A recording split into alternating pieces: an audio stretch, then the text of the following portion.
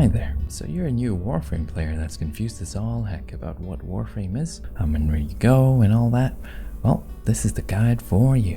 My name's Teal Ray, and today I'm going to be guiding you on what I believe is essential for new players that the game should really teach you, but it doesn't.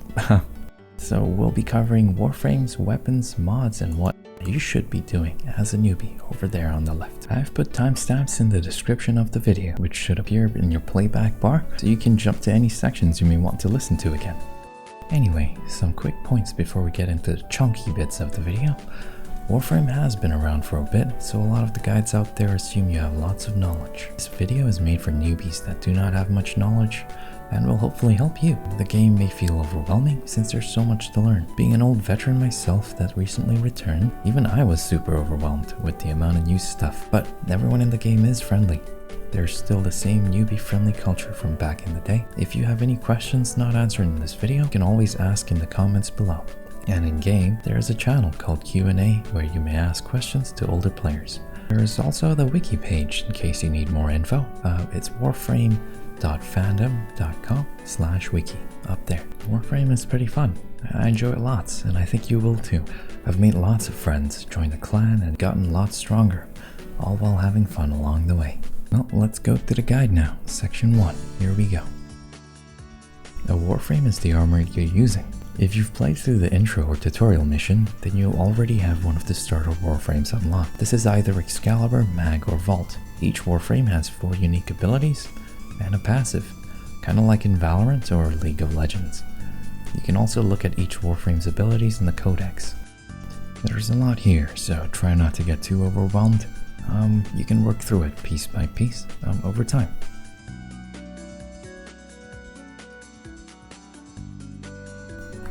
As you're scrolling through the codex, you'll notice some Prime versions of Warframes, such as Mag Prime and Vault Prime. These are the same frame with slightly higher stats, and they usually look slightly cooler too. I wouldn't worry about these too much as a beginner, as you'll eventually get one further into the game, and they're definitely obtainable just from running the relics. Now, after seeing all these Warframes, a lot of beginners will ask what I would recommend as the next Warframe they should aim for. My general recommendation would be for newbies to get Rhino next. It is a tanky Warframe with relatively simple but powerful abilities that will allow anyone to experiment and make mistakes in-game without dying too often. This is a good opportunity for me to show you how I would approach obtaining a Warframe. Okay, so the first step is to Google Rhino Warframe. It will usually lead to the first page of the fandom wiki, and with this we should be able to see where we can acquire all the components of Rhino. Every Warframe has 3 components, being the chassis, the neuroptics, and the systems. The 3 components combine into the main blueprint, which can be purchased from the market for Rhino. This can be seen from the main menu by going to Market and typing in Rhino. And here it is, the Rhino blueprint. Now, for the remainder of the Rhino's component blueprints, they can all be found from defeating Jackal on Fossa Venus. To get to Fossa Venus, you'll need to work through a few maps. If you go into navigation, you will get the star chart. Beginners will end up on Earth as the first planet and will probably not have any of these nodes unlocked. Starting from E Prime, you will be able to play Mariana next, and by playing Mariana, you will unlock Mantle. By completing Mantle, you'll unlock Lith, and so on. Fastest way to get to Jackal would then be E Prime to Mariana, to Mantle, Lith, Cambria, Venus Junction, to Venus, to E Gate, Unda, Killican, Aphrodite, and Fossa. Now it should be noted that it's not 100% that you will get these parts. It's expected that you'll need to do 6 or 7 runs of the same map, and if you're especially unlucky, you'll need to run it 27 times. Plus or minus 9, meaning either 18 times or 36 times. This is known as the Warframe grind. Now, once you've obtained all the component blueprints from Jackal, they will appear in your foundry with these manufacturing requirements. You can access your foundry by going to Equipment and Foundry. If you go to the Warframe tab, it shows you all the Warframe components that you've farmed so far. For example, if I go to Ember Systems, it shows me the materials required to build the component. In order to find the required materials to build these components, you'll need to go to Navigation and head to any planet. By hovering over this icon, you will be able to see what materials you can farm from this planet. If you do not see the icon, you might need to click Resource Drones, which will make the icon pop up. As you can see here, you can farm rubido, alloy plate, salvage, and detonite ampule at this planet called Sedna. In the case of Rhino, we require gallium and morphix, which both can be found on Mars. You can also look for the sources of these materials by going down here and clicking on the specific material you're looking for. So in this case, gallium can be found on Mars and Uranus, whereas morphix can be found on Mercury, Mars, Europa, and Pluto. It will give you specific farming locations, but these are based on opinions and may not be 100% true. Regardless of which Warframe you use, there's only one efficient way to navigate across the map on foot, and that is a combination of sprinting, bullet jumping, double jumping, and rolling. I've slowed the video here so you can see how it looks like in slow motion. I know it looks super complicated, but it's quite easy to master after practicing a few times, and it's a really fun way to move around the map too.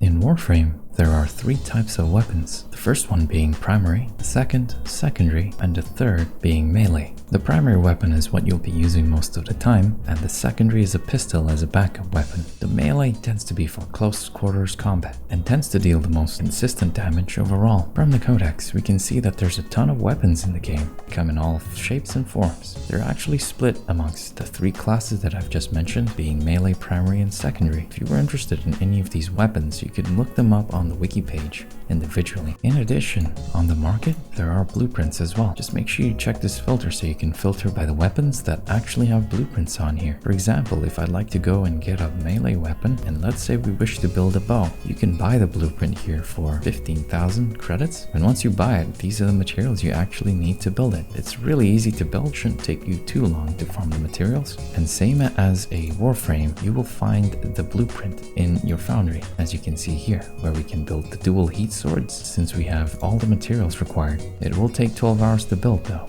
On another note, if you're a beginner, you will get some MK1 weapons from the tutorial mission, and in addition you can buy them from the market too for 15,000 credits each. I would note that these weapons are very weak compared to their real counterparts. For example, we can look at the Bratton here, and this is a real Bratton with total damage of 24, whereas an MK1 Bratton only has an 18 damage stat.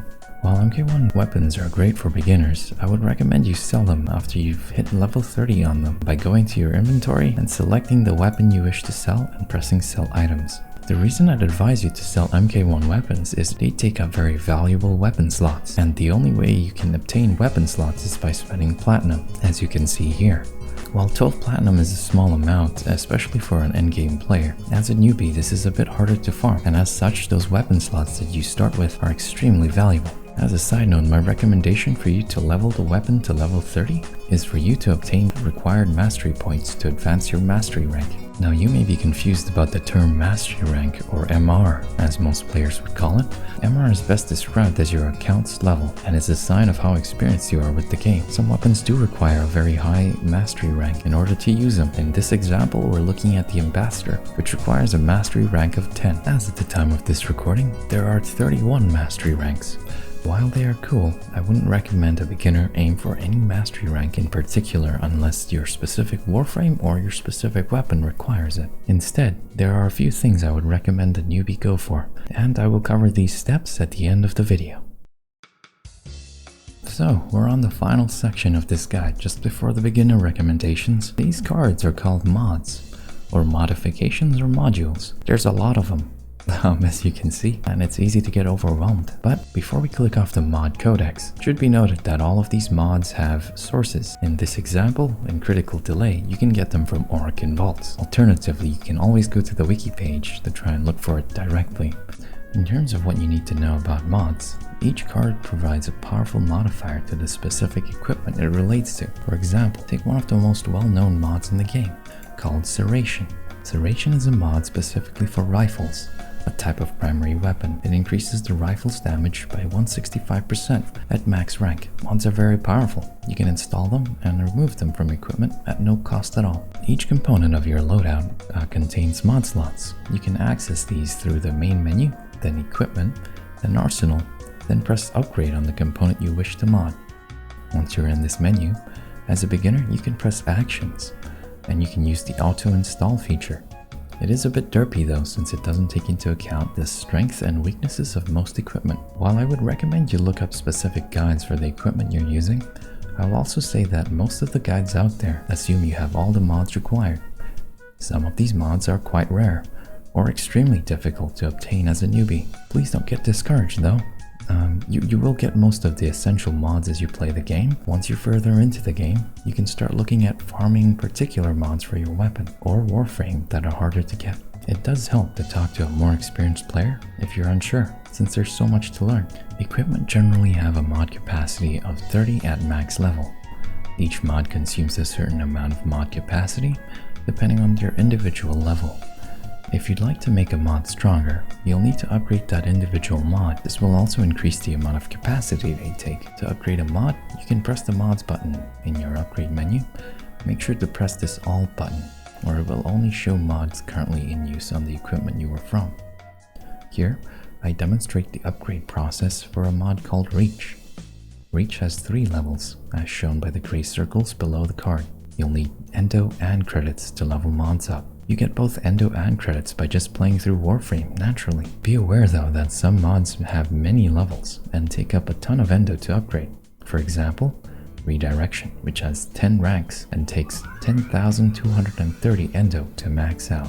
As a beginner, getting these mods to max level is something I would advise against. The increase in benefits is usually not worth the Endo spent. There are ways to farm Endo in credits, but they don't fit in this guide. Mods also have polarities, which is the symbol in the top right corner of the card. They are Magirai, Vazarin, Naramon, and a few others. Some equipment have special slots which are designed for a certain polarity. Fitting a mod in a slot that matches the polarity will halve the capacity cost of the mod. For example, Flechette usually takes 6 mod capacity, but by putting it in a special slot that matches the symbol, we halve the cost down to 3. We can also double an equipment's mod capacity by going into Actions, then pressing Upgrade. This takes up a rare resource known fondly to the Warframe community as potatoes, or patats. But their real names are Orokin Catalyst or Orokin Reactor. They're quite rare, so I'd recommend against using them if you have any, until you're very sure about the strength of the equipment you're using. You'll also notice another action called Polarization. This adds or changes a special slot on the equipment to match the polarity you prefer. As a beginner, I would not worry about these just yet. Polarization is mainly designed for medium to late game people who are trying to maximize their mod capacity with maxed out mods. I've deliberately not looked at other parts of this menu, such as the Focus Lens, Exilis mods, Riven mods, and the Arcane Adapter, as these are not relevant to a beginner until much later in the game. There's a lot more to cover in terms of mods, including what is optimal and what you should max out first, but I will need to cover that in a separate video. Now that you've learned some essential basics of Warframe, here are some of my beginner tips for you to progress through the game in a fun way.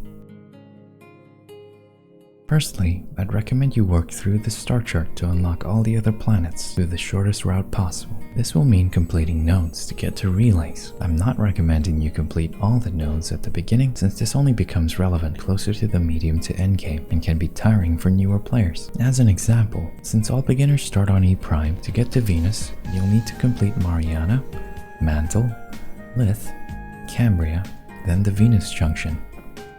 Do bear in mind that each junction has requirements that you can read by hovering over the junction node on the star chart.